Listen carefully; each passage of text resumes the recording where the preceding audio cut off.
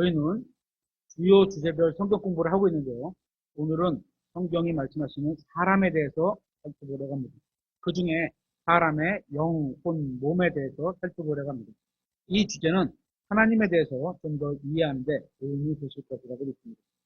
우리가 구원에 대해서 이야기하다 보면 사람의 영혼 몸에 대해서 이해하지 못하고 있기 때문에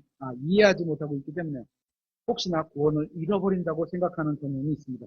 그래서 그 구원이란 것이 무엇이고 그 구원이 나의 영에 어떤 영향을 미쳤고 또 나의 혼에 어떤 영향을 미쳤고 또 나의 몸에는 어떤 영향을 미칠 것인지를 이해한다면 구원을 잃어버릴 것이라고 믿지 않게 될 겁니다. 사람은 영과 혼과 몸으로 구성되어 있습니다. 이것은 하나님의 형상대로 창조되었기 때문에 그렇게 된 겁니다. 우리가 성경을 공부하다 보면 어려운 주제들이 가끔 있는데요. 그 중에 하나가 바로 하나님에 대한 겁니다. 하나님에 대한. 기본적인 거는 그러니까 성경에서 많이 말씀하시고 여러 번 말씀하신 건 그만큼 입증할 성경 구절이 많으니까 쉽게 이해가 되는데 그렇지 않은 것들이 있거든요. 여러분이 성경을 많이 읽으면 하나님을 완전히 찾아낼 수 있으실까요? 저는 없다고 생각합니다.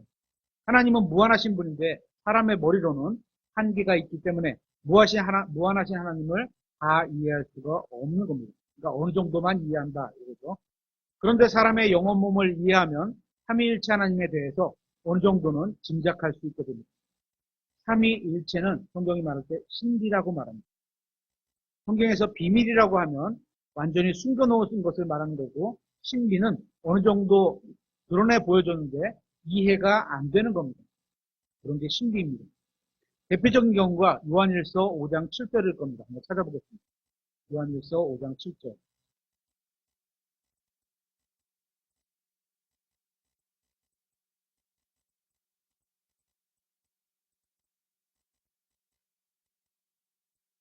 요한일서 5장 7절. 하늘에 증언하시는 세 분이 계시니 곧 아버지와 말씀과 성령님이시라. 또 이 세 분은 하나이시니라. 세 분이 하나라고 합니다. 이해가 안 되잖아요. 그죠? 1 더하기 1 더하기 1이면 3이어야 되는데, 그죠? 셋이면 셋이지, 어떻게 셋이 하나가 되죠? 그래서 이게 신비라고 하는 겁니다. 근본적으로 이 하나님의 삼위일체는 하나님이 존재하시는 어떤 구조를 말하고 있는 겁니다. 그래서 완전히 이해할 수가 없습니다. 다만, 어느 정도는 성경이 말해주는 범위 내에서 짐작할 수 있는 겁니다. 이 삼위일체에 관해서는 우리나라에 있는 많은 교단들이 대부분 이단적인 입장을 취하고 있다고 봅니다. 예를 들면 오직 예수교라고 하는 데서는 아버지도 예수, 예수님도 예수, 성령님도 예수라고 가르칩니다. 오직 예수기 때문에. 그렇죠? 또한 우리나라 보통의 개신교에서는 양태론을 가르칩니다. 예를 들면 제가 교회에서는 교사로 있고 집에 가면 아버지고 또 어머니에게는 아들이죠. 형태만 다를 뿐이지 혼자서 다 역할하는 거잖아요. 그죠? 이런 겁니다. 형태만 다르고 결국 한 사람이라고 가르치는 게 양태론입니다. 양태론의 대표적인 게 이렇게 설명하는 거죠. 물과 수증기와 얼음으로 존재한다. 이렇게 가르치는 겁니다. 그런데 이런 주장은 이단교리입니다. 왜냐하면 얼음이 물이 되면 얼음은 없어지게 되죠. 그죠? 또 물이 수증기가 되면 물이 없어지잖아요. 그런데 예수님이 이 땅에 오신 하나님이신데 이 세상에 오셨다고 해서 아버지 하나님이 없어지시나요? 그런 게 아니죠. 그렇기 때문에 양태론은 잘못된 거를 가르치는 겁니다. 또 성령님께서는 모든 곳에 계십니다. 그러니까 만약에 뭐 아버지가 이쪽에서 안 계시다고 저쪽 성령님도 안 계시다 이런 건 아니죠. 이처럼 영과 혼과 몸으로 존재하신 하나님을 모르기 때문에 이단적인 입장을 취하고 있는 겁니다. 그래서 오늘 우리는 성경이 말씀하시는 사람에 대해서 살펴보려고 합니다. 그러면서 하나님에 대해서도 어느 정도 이해하는 시간을 가지려고 합니다. 하나님께서는 사람을 자신의 형상으로 창조하셨습니다. 그래서 사람은 영과 혼과 몸으로 이루어져 있습니다. 네, 찾아보겠습니다. 데살로니가전서 5장 23절.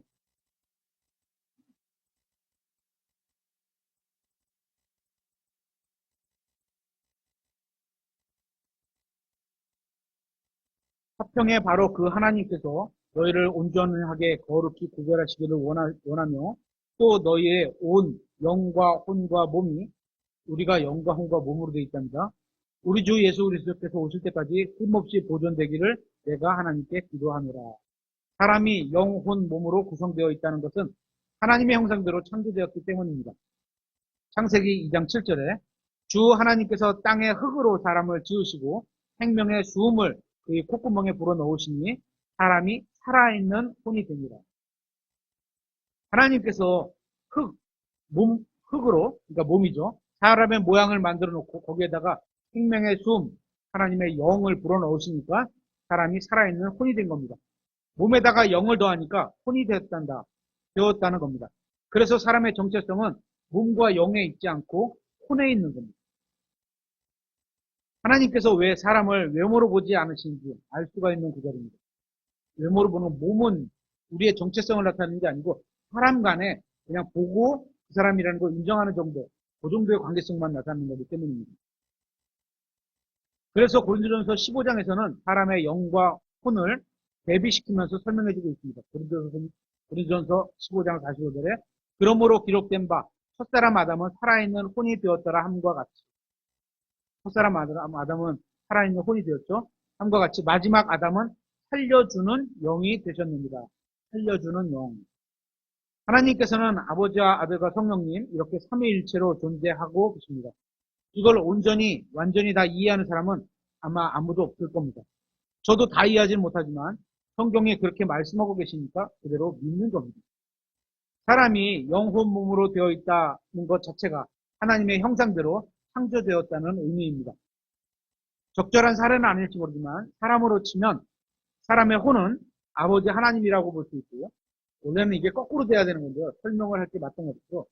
사람을 기준으로 하나님을 설명하는 거예요. 원래는 이렇게 설명하면 안 됩니다. 그죠? 사람의 몸은 예수 그리스도를 나타내고 있고 사람의 영은 성령 하나님이라고 볼 수 있는 겁니다. 그죠? 그게 제 안에 사람의 영과 혼과 몸이 저가 다 있는데 이게 하나님으로 구성되어 있다는 거죠.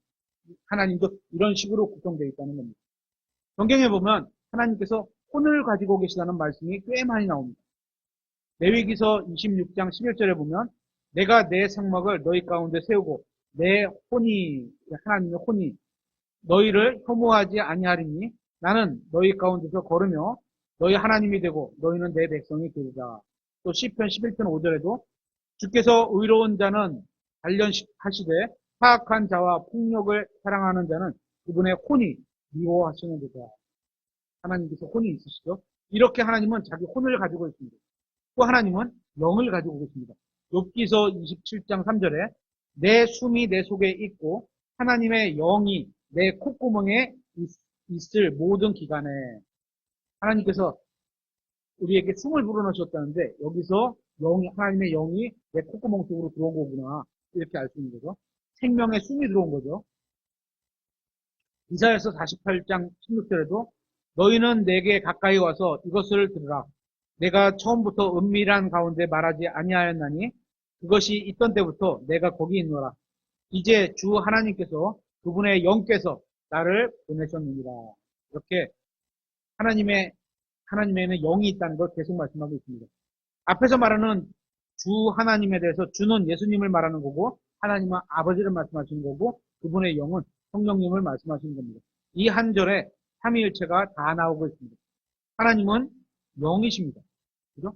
그래서 우리는 영과 진리로 드려야 된다 이렇게 된 거죠. 같은 영으로서의 교감이 생기는 거죠. 주 하나님과 그분의 영을 분리하고 있습니다. 그러니까 하나님의 영이면 하나님이신데 두 분을 분리하고 있는 겁니다. 주 하나님과 영을 분리하고 있는 것. 주 하나님도 영이고 그분의 영도 하나님이신데 이걸 분리하고 계신 걸 본 거죠. 이처럼 구약 성경에서도 삼위일체가 굉장히 많이 나옵니다. 그리고 하나님께서는 몸을 가지고 계십니다. 사도행전 20장 28절 한번 찾아보겠습니다. 사도행전 20장 28절.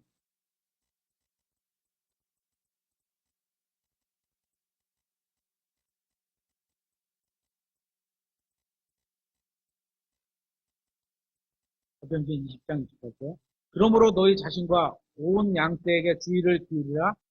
성령님께서 너희를 그들의 감독자들로 삼으사 하나님의 교회 곧 그분께서 자신의 피로 사신 교회를 먹이게 하셨느니라. 여기 몸이 어디 나오죠? 몸. 몸을 나타내는 뭐가 하나 있죠. 영이나 혼에는 피가 있단 말이 없습니다. 그죠? 성경에 그런 말은 없어요. 그죠? 몸에 있는 겁니다. 그죠? 그래서 이 자신의 피, 이게 몸을 갖고 있구나. 이렇게 하는 거죠. 그렇게 몸을 가진 하나님께서 피를 흘리셨습니다. 그러면서 우리를 위해서 자신의 피로 우리를 쓰셨다고 말씀하고 있습니다. 그러니까 하나님은 몸을 가지고 계신 겁니다. 히브리서 1장 3절에 이렇게 말씀하고 있습니다. 하나님의 영광의 광채시오 그분의 자체의 정확한 형상이시며, 형상. 구약에서 형상을 섬겨야 돼요? 안 섬겨야 돼요? 형상, 우상, 그런 거. 아니죠. 안 섬겨야죠. 근데 우리는 형상을 섬기면 안 됩니다. 다른 말로 하면 우리는 신들을 섬기면 안 됩니다. 그런데 참된 신은 섬겨야 됩니다. 참된 형상은 섬겨야 한다는 겁니다. 참된 형상은 성경이 말씀하실 때 예수 그리스도입니다. 이게 누구의 형상이냐? 하나님의 형상이신 겁니다. 여기서 말하는 형상은 하나의 인격을 말하는 겁니다. 인격체, 인격. 보통 신학교에서 말할 때 위격이라고 합니다. 위격. 영어로 펄슨 이렇게 말하는데요. 위격. 그러니까 인격체라는 겁니다. 삼위라는 표현은 네 분의 인격체, 즉 아버지 하나님도 하나의 인격체이시고 아들 하나님도 독립된 인격체이시고 성령 하나님도 독립된 인격체이신데 이 세 분이, 그런데 여기서 조심할 게 있죠. 하나님이란 존재는 유일하다는 겁니다. 그래서 원갓을 믿는 거예요. 저희는. 한 하나님을 믿는 거예요. 근데 어떻게 존재하세요? 아버지 하나님 존재하시고 아들 하나님 존재하시고 성령 하나님 존재하시고 이렇게 세 인격이 한 하나님 안에 계신 겁니다. 요한일서 5장 7절 아까 읽어봤지만 다시 한번 읽어보겠습니다. 하늘에 증언하시는 세 분이 계시니 곧 아버지와 말씀과 성령님이시라. 또 이 세 분은 하나이십니다. 이 구조를 갖고 저주에 있는 목사님이 설교를 해놓으신 게 하나 있더라고요. 그러니까 칼빈이 썼던 성경도 신경 성경을 지지한다 그러면서 이 요한일서 5장 7절 말씀, 삼위일체 하나님 구절, 이걸 가지고 설교해 놓으신 게 있어요. 여기 보면 세 분이라고 표현하고 있습니다. 이 세 분이 한 하나님이신 겁니다. 대 하나님이 아니에요. 우리가 믿는 건. 그죠? 한 하나님을 믿는 거죠. 그래서 하나님께 기도한다 그러면 아버지, 아들, 성령님 구분하지 않고 그냥 하나님께 기도를 하는 거죠. 이게 바로 하나님의 형상입니다. 예수님도 하나님의 형상이시고 아버지도, 아버지의 형상이 누구죠? 아버지를 본 자가 없는데 나를 본 자는 아버지를 봤다 그러잖아요. 아버지하고 똑같이 생겼다는 겁니다. 그래서 예수님도 하나님의 형상이시고 아버지도 하나님의 형상이시고 성령님도 하나님의 형상이십니다. 무슨 말인지 잘 모르시겠죠? 모를 수도 있습니다. 왜냐하면 하나님을 완전히 이해할 수 없기 때문입니다. 핑계 같지만 저도 이보다 더 나은 설명을 들어본 적이 없습니다. 여러분 거, 그러니까 우리 독립팀내교에서 그래도 나름대로 설교를 하신다고 하시는 분들 거를 쭉 삼위일체 하나님 들어보면 더 나은 설교가 없어요. 요 정도예요, 대부분이. 이거보다 더 나가면 이상해지기 때문에 다 아시니까, 이상해진다는 거 아시니까 더 안 나가고 딱 거기서 멈추시더라고요. 그래서 영이 거듭나지 못한 사람들은 이 진리를 이해할 수가 없는 겁니다. 그리고 창세기 1장 한번 찾아보겠습니다. 1장 26절. 하나님께서 사람을 만드실 때 우리라고 표현하시죠. 근데 이게 만약에 예수님 한 분이라 그러면 되게 이상해지는 거예요. 예를 들어서 정신병원에 가셔야 되는 거예요. 잘못하면. 혼자서 이 우리라 그러면 자기 혼자서 북치고 장구치고 다 한다는 얘기거든요. 그렇기 때문에 우리는 우리라고 표현한 건 우리라고 받아들여야 되는 거죠. 창세기 1장 26절. 하나님께로서 이르시되 우리가 여러 명이에요. 그죠? 셋이요, 셋. 우리의 형상대로 우리의 모양에 따라 사람을 만들 때 그래서 사람도 하나님의 형상을 따라서 처음에 삼위일체적 존재로 만들어진 거죠. 그들이 바다의 물고기와 공중의 날짐승과 가축과 온 땅과 땅에서 기어다니는 모든 기는 것을 지배하게 하자 하시고 이렇게 하나님께서 자신의 형상대로 사람을 창조하셨어요. 하나님의 형상대로 그를 창조하시고 남성과 여성으로 창조하십니다. 여기서 우리가 우리의 형상대로 우리의 모양에 따라 사람을 만들어 이 말이 무슨 말이냐? 구조를 갖게 하시겠다는 겁니다. 하나님의 구조와 하나님이 계신 그 구조 형태대로 사람의 구조도 만드시겠다 이겁니다. 하나님이 삼중적으로 존재하시므로 사람도 삼중적으로 존재하게 만들자. 이렇게 말씀하신 겁니다. 그렇게 하나님께서 삼위일체를 가지고 계신 것처럼 사람도 삼위일체인 존재로 창조하셨다고 하는 겁니다. 이게 하나님의 형상대로 처음 창조되었다는 의미입니다. 그래서 인간은 영과 혼과 몸을 가지고 있습니다. 단어로 보면 한글로 영 이렇게 말할 때 영은 헬라어로 푸니우마, 영어로는 스피릿, 혼은 푸시케, 헬라어로는 푸시케, 영어로는 소울, 몸은 헬라어로 소마, 영어로는 바디입니다. 그러니까 이 세 개가 각각 다 다른 단어로 쓰고 있는 거예요. 그죠? 우리나라만 옛날에 영혼이라고 두 개를 붙여가지고 하나로 썼지, 실제적으로 외국에서는 성경이 발견되고 성경이 말씀이 퍼져 있는 그런 나라들에서는 다 영혼 몸으로 구분이 되어 있거든요. 이 셋은 다 다릅니다. 그 중에 먼저 영에 대해서 한번 살펴보겠습니다. 영은 요한복음 3장 8절에 바람이 자기가 원하는 곳에서 불매 네가 그것의 소리는 들어도 그것이 어디서 와서 어디로 가는지 알 수 없나니 성령에게서 태어난 자도 다 이러하니라 하시니라. 사람의 영에 대해서 말씀하신 거죠. 성령님께서 낳아주시면 무엇을 낳을까요? 몸이 아니라 영을 낳아주시는 겁니다. 그래서 성령님에게서 태어난다는 건 영이 다시 태어났다고 얘기를 하는 겁니다.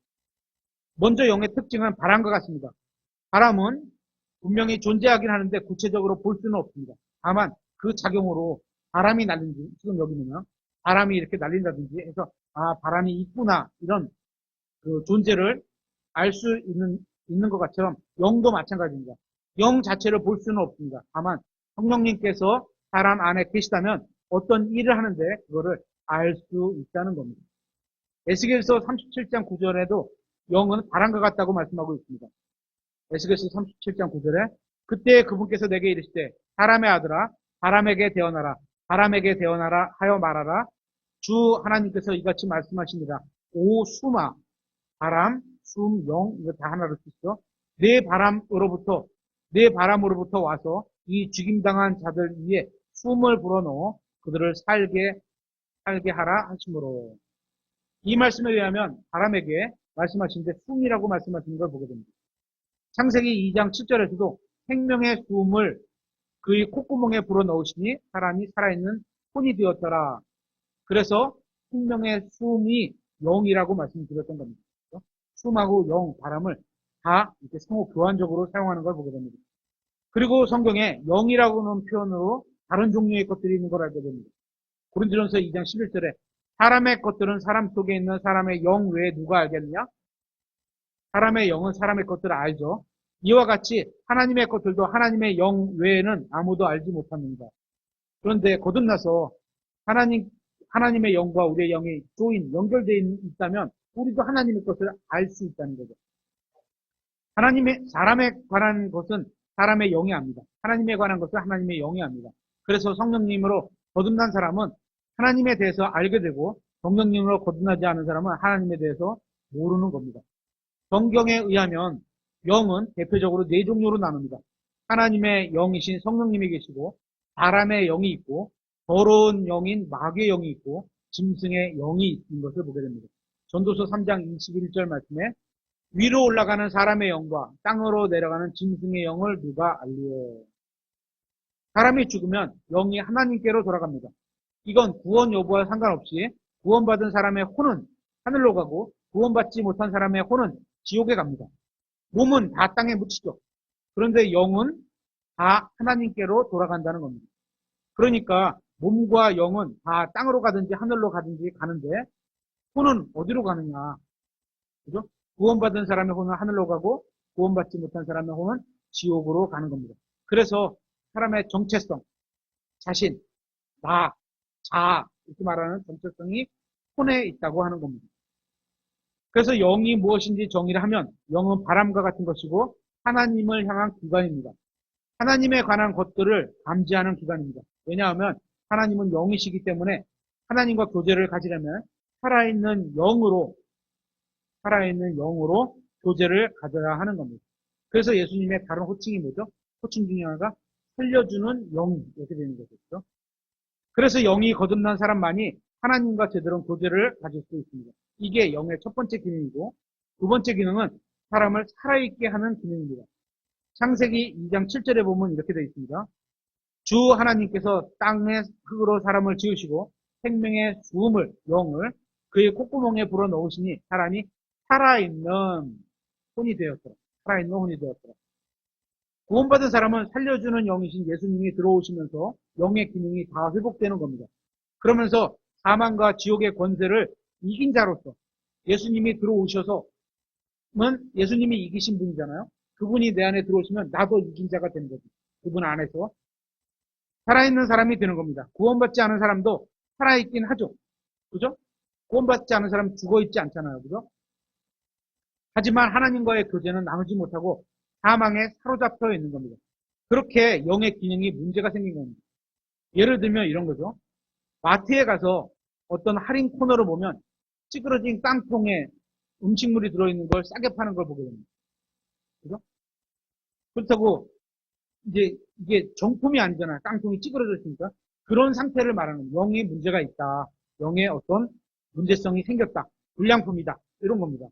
구원받지 않은 사람의 영도 찌그러진 깡통과 같아서 그 기능을 하고 있지만 원래 만든 것과는 같지 않은 겁니다. 이게 하나님의 형상대로 창조된 사람이 타락으로 말미암아 하나님의 형상을 잃어버리게 된 겁니다. 어떤 의미에서는 다 잃어버린 건 아니고 흔적은 남아있는 겁니다. 영이라는 살아서 기능을 할 수 있는 거는 어느 정도 남아있는 겁니다. 이제 혼에 대해서 살펴보겠습니다. 우리는 앞에서 영은 하나님의 향한 기관이고 하나님은 감지하는 기관이라는 사실을 살펴봤습니다. 그러면 혼은 무엇일까요? 혼은 자기 자신에 관한 기관입니다. 아까 말씀드렸죠. 자아를 나타낸다고. 다른 사람이 여러분을 볼 때 여러분의 몸을 봅니다. 혼은 볼 수가 없죠. 다른 사람은 여러분의 몸을 보고 판단합니다. 그러면서 키가 크니 작으니, 은설이가 예쁘게 생겼느니 그렇지 않느니, 그죠? 외모를 보고. 그러니까 사람들은 서로 외모를 보고 판단합니다. 그런데 혼은 볼 수가 없습니다. 이 혼은 우리의 내면과 관련이 있습니다. 육신의 눈으로는 혼을 볼 수가 없습니다. 처음에는 여러분의 몸을 보고 여러분을 판단한 사람도 시간이 어느 정도 지나면서 여러분과 신분관계를 쌓게 되죠. 그럴 때 여러분의 본질이 나타나는 겁니다. 아, 이 사람은 친절하구나. 이 사람은 막말을 하는구나. 이 사람은 시작은 좋은데 끝이 마무리가 없구나. 이런 거를 다 알게 되는 거죠. 그래서 여러분의 혼이 진정한 여러분 자신인 겁니다. 흔히 세상에서는 이거를 자아라고 말하기도 하고 또 자기 자신이라고 부르고 있습니다. 하지만 성경에서는 혼이라고 부르는 겁니다. 다 같은 의미로 쓸 수 있는 거죠. 그러면 여러분의 혼은 무엇과 같을까요? 혼이 어떻게 생겼을까요? 혼은 육체와 똑같이 생겼습니다. 어떻게 할 수 있죠? 누가복음에 보면 16장에 보면 지옥에 간 부자가 아브라함과 그의 품에 있는 나사로를 보고 소리를 지르며 말하는 내용이 있습니다. 나사로도 죽었고 부자도 죽었습니다. 그들의 육체는 흙에다 묻었습니다. 묻었을 겁니다. 그죠? 단정 짓지 않고. 그리고 영은 하나님께로 돌아갔습니다. 이제 혼만 남은 겁니다. 지옥에 간 부자의 혼은 다른 혼을 볼 수 있는 혼적인 눈, 성경에는 없지만 어쩌나 혼을 볼 수 있는 혼의 눈이 있는 거죠. 눈을 가지고 있습니다. 또 부자가 하는 얘기 같죠. 손가락도 있는 거요. 물을 딱 찍어서 감각도 있는 거요. 또 코에다가 딱 떨어뜨릴 수 있는 느낌도 있는 거예요. 그죠? 혼이 다 이런 걸 가지고 있는 겁니다. 이제 혼의 모습을 상상해 보면 육체의 모습과 똑같은 걸 가지고 있다는 걸 알게 됩니다.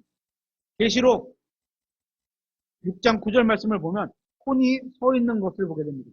또 11절에는 옷을 입고 있는 것도 보게 됩니다. 혼이. 계시록 6장 9절에 그분께서 다섯째 봉인을 여신 뒤에 내가 제단 아래에서 하나님의 말씀과 자기들이 간직한 증언으로 인해 죽임을 당한 자들의 혼을 보았는데 혼이 서 있는 걸 보게 된 거죠. 이처럼 성경에서 사람의 혼은 몸의 모습을 갖고 있다는 걸 알 수 있습니다. 그리고 다음으로 살펴볼 것은 우리의 몸입니다. 몸은 세상을 향한 기관입니다. 그래서 우리는 몸을 통해서 세상과 접촉하고 관계를 맺습니다. 또한 몸은 다른 사람에 대한 기관입니다. 우리는 어떤 사람을 만나면 처음에는 그의 몸을 보고 판단합니다.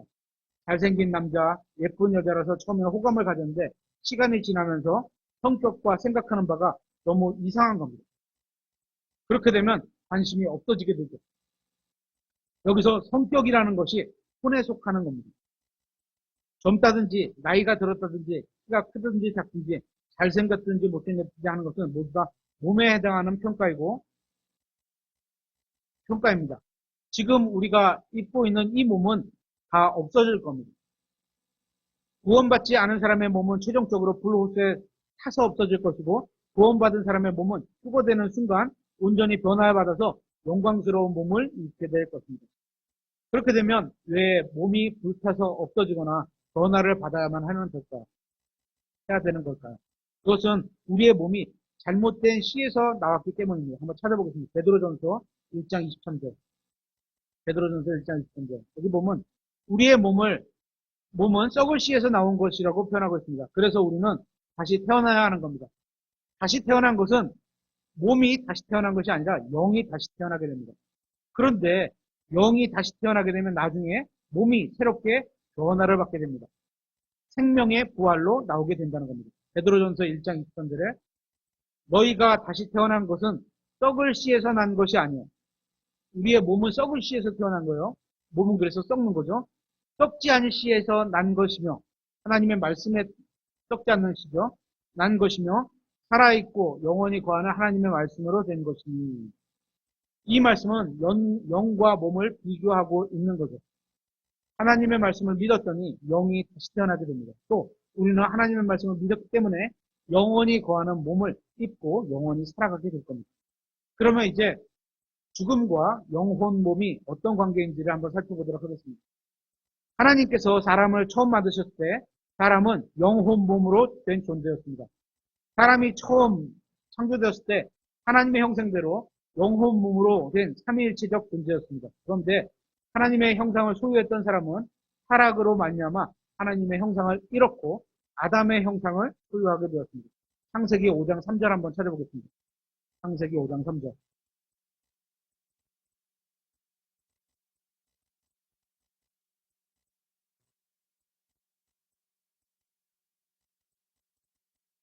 아담이 130년을 살았다고 우리가 꼭 130년을 살아야 되는 건 아닙니다. 그죠? 자기 모양대로 자기 형상에 따라 아담은 처음에 하나님의 모양에 따라 하나님의 형상으로 창조됐는데 여긴 말씀이 이상해졌어요. 바뀌었어요. 그죠? 자기 모양대로 자기 형상에 따라 아들을 낳아. 이게 만약에 아담이 130년을 살며 하나님의 모양대로 하나님의 형상에 따라 아들을 낳아. 이렇게 돼 있으면은 변한 게 없구나. 하나님이 갖고 있던 그 성품과 그 구조적인 어떤 것들이 다 똑같이 유전이 되는구나. 이렇게 하셨는데 뭔가가 바뀌었어요. 그의 이름을 셋이라 하였고. 아담은 하나님의 형상대로 창조되었는데 문제는 아담과 이브의 자손은 아담의 형상으로 태어나게 된다는 겁니다. 뭔가 문제가 생긴 겁니다. 아담의 타락 이후에 모든 사람은 아담의 형상에 따라 태어나게 되었습니다. 하나님의 형상은 영혼 몸으로 이루어진 온전한 것이었는데 이 형상에 문제가 생긴 겁니다. 어디에 문제가 생겼냐 하면 영혼 몸에 다 문제가 생긴 겁니다. 그래서 예수님께서는 반드시 다시 태어나야 한다고 말씀하신 겁니다. 아담의 형상대로 태어난 사람은 반드시 다시 태어나야만 합니다. 왜냐하면 아담이 타락할 때 아담에게 어떤 일이 일어났기 때문인 겁니다. 그 일이 어떤 일인지 정확히 알 수는 없지만 어느 정도 추측을 한번 해보겠습니다. 창세기 2장 16절 한번 찾아보겠습니다. 창세기 2장 16절. 정확하지 않은 것은 추측이라고 말씀드릴게요. 주 하나님께서 남자에게 명령하여 이르시되 동산의 모든 나무에서 나는 것은 네가 마음대로 먹어도 되지만 선악을 알게 하시는 나무에서 나는 것은 먹지 말라. 네가 그 나무에서 나는 것을 먹는 날에 반드시 죽으리라. surely 반드시 죽으리라 하시니라. 어떤 사람은 하나님이 선악과를 따먹지 말라고 하신 게 너무하신 거라고 말합니다. 너무하신 건가요? 그런데 한번 생각해 보세요. 대형 백화점에서 모든 것은 다 당신에게 팔지만 딱 하나 저 옷만은 팔지 않겠다고 하면 그게 너무한 건가요? 그냥 다른 거 사면 되는 겁니다. 그죠? 자기 마음에 드는 거 다른 거 사면 되는 거예요. 그죠? 그런데 하나님께서는 아담이 선악과를 따먹는 날 반드시 죽을 것이라고 말씀하셨는데 아담과 이브는 선악과를 따먹고도 우리가 아는 한 바로 그날 죽지는 않았습니다. 그죠? 아들, 딸들을 낳았잖아요. 이 문제를 정리하고 넘어가기 전에 먼저 죽는다는 말의 정의를 확실히 하고 넘어가야 될 것 같습니다. 로마서 5장 12절 한번 찾아보겠습니다.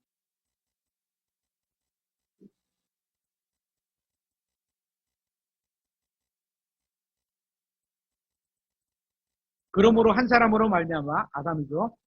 죄가 세상에 들어오고 죄로 말미암아 사망이 들어왔으며 이 말씀에서 보면 아담으로 말미암아 죄와 사망이 세상에 들어왔습니다. 그죠?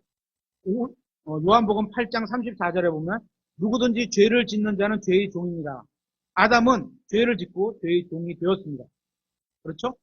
로마서 6장 16절에도 너희가 어떤 사람에게 너희 자신을 종으로 내어주어 순종하면 너희가 순종하는 그 사람의 종이 되는 줄 너희가 알지 못하느냐? 혹은 죄의 종으로 사망에 이르고. 아까 아담이 죄를 져서 죄의 종이 되었다고 말씀드렸고 요한복음 8장 34절 말씀을 근거로 로마서 6장 16절 말씀에는 죄의 종으로 사망에 이르렀다고 말을 하고 있습니다. 그렇죠? 이 말씀에 의하면 아담에게는 사망이 임했습니다. 하지만 오래 참으시는 선하신 하나님으로 인해 죽음의 집행이 미뤄진 상태라고 봐야 할 것 같습니다. 로마서 2장 4절에 보면 하나님의 선하심으로 인해서 오래 참아주셨기 때문에 너희가 구원받은 거 아니냐 이런 말씀을 하시잖아요. 어쨌건 창세기 2장 16절 에서 하신 말씀은 반드시 죽으리라는 말씀은 아담의 몸에 대해서 하신 말씀은 아닐 것이다 이렇게 생각할 수 있습니다. 왜냐하면 죽어야 되니까. 그죠? 그리고 예수님께서 요한복음 3장에서 다시 태어나야 한다고 말씀하셨습니다. 그런데 여기에 문제가 있는데요. 창세기 2장에서 하나님께서는 선악과를 따먹으면 반드시 죽으리라고 말씀하셨는데 무엇이 죽으리라는 말씀은 없었다는 겁니다. 우리한테는 거기까지는 표현이 안 되어 있는 거예요. 이것을 올바르게 해석하기 위해서 성경을 성경으로 한번 비교해 보려고 합니다. 성경에서는 죽으면 끝이다. 세상에서는 죽으면 끝이다. 이렇게 얘기를 하지만 그래서 자살하면 다 끝나는 것처럼 생각하잖아요. 그죠? 성경은 절대 그렇지 않습니다. 성경은 죽음의 이후에 대해서 분명히 말씀하고 있습니다. 먼저는 몸과 죽음의 관계를 한번 살펴보겠습니다. 창세기 7장 21절에 보면 이렇게 되어 있죠. 땅 위에서 움직이던 모든 육체가 죽으니 곧 날짐승과 가축과 짐승과 땅에서 기어다니는 모든 것과 모든 사람이 죽었더라. 모든 몸은 다 죽게 됩니다. 몸이 죽으면 땅으로, 흙으로, 그러니까 먼지로 돌아가게 되는 겁니다. 시편 104편 29절에 주께서 주의 얼굴을 숨기시며 그것들이 호동하고 주께서 그것들의 숨을 거두어 가시면 하나님께서 영을 거두어 가시면 죽는 거예요. 그죠? 숨을 거두어 가시면 그것들이 죽어 자기들의 먼지로 돌아가니라. 성경에서 죽음이라는 단어를 찾아보면 이건 죄라는 단어와 관련이 있습니다. 로마서 5장 12절에 그러므로 한 사람으로 말미암아 죄가 세상에 들어오고 죄로 말미암아 사망이 들어왔느니 그러니까 죄와 사망이 붙어 다니는 거예요. 그죠? 들어왔으며 또 이로써 사망이 모든 사람에게 전달되었으니 이는 모든 사람이 죄를 지었기 때문이다. 죄와 사망이 계속 연관돼서 같이 다녀요. 죄와 사망이 관련이 있는 겁니다. 죽음과 관련이 있는 거죠. 사람이 죽으면 몸은 무덤에 가게 됩니다. 성경에 보니까 특별한 경우, 예수님께서 말씀하신 특별한 경우가 한 번 있었죠.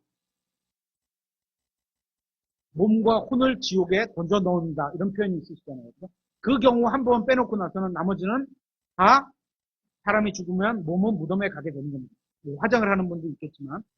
그러면 혼이 죽음과 관련이 있을까요? 혼.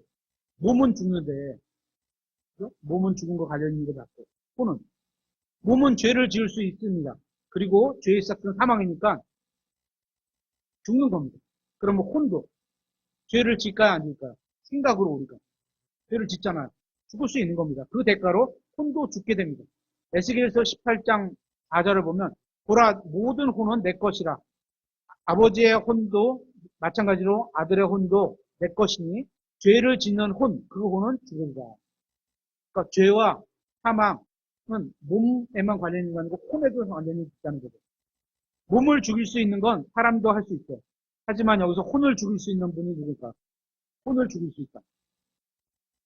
마태복음 10장 28절 보면 몸은 죽여도 혼은 죽일 수 없는 자들을 두려워하지 말고 오히려 혼과 몸을 둘 다 지옥에서 멸하실 수 있는 분 하나님이시죠. 두려워하라 이렇게 말씀하고 있습니다. 혼을 멸하실 수 있는 분은 하나님이시죠. 영을 제외한 혼과 몸이 죽는다고 말씀하고 있습니다. 그렇다면 혼이 죽는다는 게 어떤 의미가 있을까요? 혼이 죽는다. 계시록 20장 14절을 보면 이렇게 되어 있습니다. 또 내가 크고 흰 왕자와 그 위에 앉으신 분을 보았는데 땅과 하늘이 그분의 얼굴을 피하여 물러가서 그것들의 자리가 보이지 아니하더라. 또 내가 보니 죽은 자들이 작은 자나 큰 자나 하나님 앞에 서 있는데 책들이 펼쳐져 있고 또 다른 책, 즉 생명의 책이 펼쳐져 있더라. 죽은 자들이 자기들의 행위에 따라 그 책들에 기록된 그것들을 근거하여 심판을 받았더라. 바다가 자기 안에 있는 죽은 자들을 내어주었고 사망과 지옥이 자기 안에 있는 죽은 자들을 넘겨주며 사망과 지옥 안에 있다는 거예요. 죽은 자들이. 그들이 각각 자기 행위들에 따라 심판을 받았으며 사망과 지옥이 불 호수에 던져졌더라. 이것이 둘째 사망입니다. 둘째 사망. 그죠? 사망과 지옥도 자기 속에 있던 죽은 자들을 넘겨주어 불 호수에 던져지는 것. 이게 둘째 사망입니다. 그 말은 첫째 사망이 있다는 겁니다. 첫째 사망은 몸이 죽는 것. 그래서 혼이 지옥에 가는 것입니다. 그리고 둘째 사망은 혼이 사망과 지옥과 함께 불호수에 던져지는 겁니다. 그러니까 몸과 혼은 다 지옥과 죽음과 관련이 있는 겁니다. 그 다음으로 살펴볼 것은 영의 죽음인데 영이 죽을 수 있을까요? 흔히 아담이 죄 지은 결과로 영적으로 죽게 되었다. 이런 표현을 쓰는데요. 이런 직접적인 표현은 성경에 없습니다. 없는 건 없는 거예요. 그러면 영적으로 죽었다는 말이 왜 생겼을까요? 한번 찾아보겠습니다. 에베소서 2장 1절.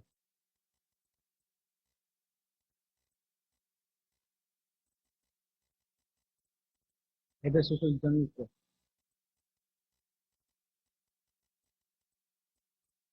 원법들과 죄들 가운데 죽었던 죄 지으면 사망과 죄의 권능이 그 안에 들어가겠으니 잡힌다는 얘기겠죠.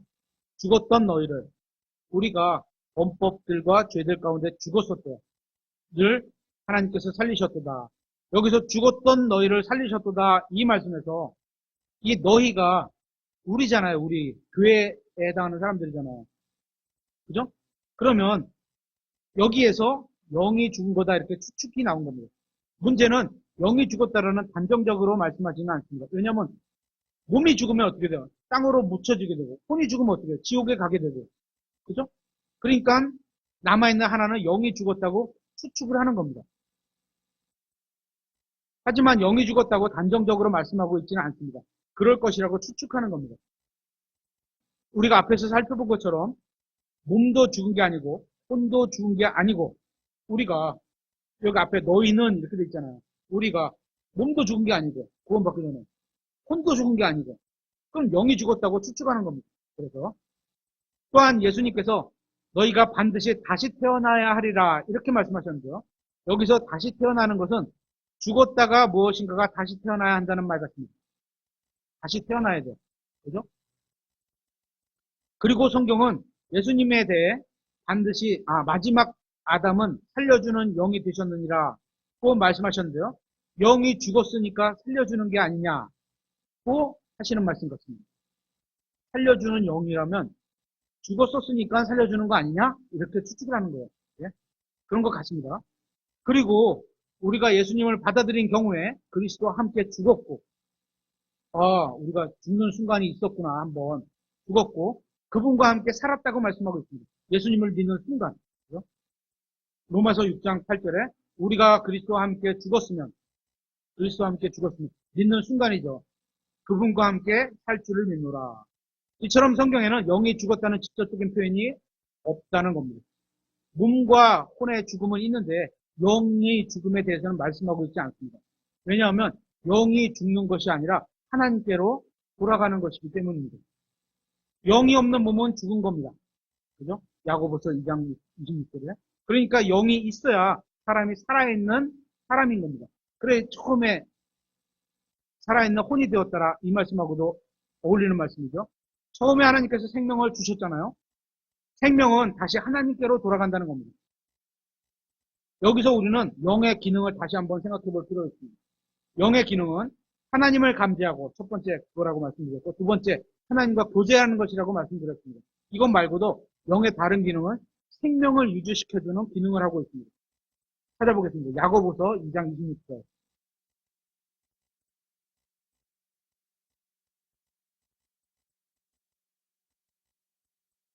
야고보서 2장 26절. 영이 없는 몸이 죽은 것 같이 영이 있어야지 살아있다는 얘기죠. 그죠? 있어야지 살아있다는 얘기요. 에스겔서 37장 14절도 하나 보겠습니다. 에스겔서 37장 14절.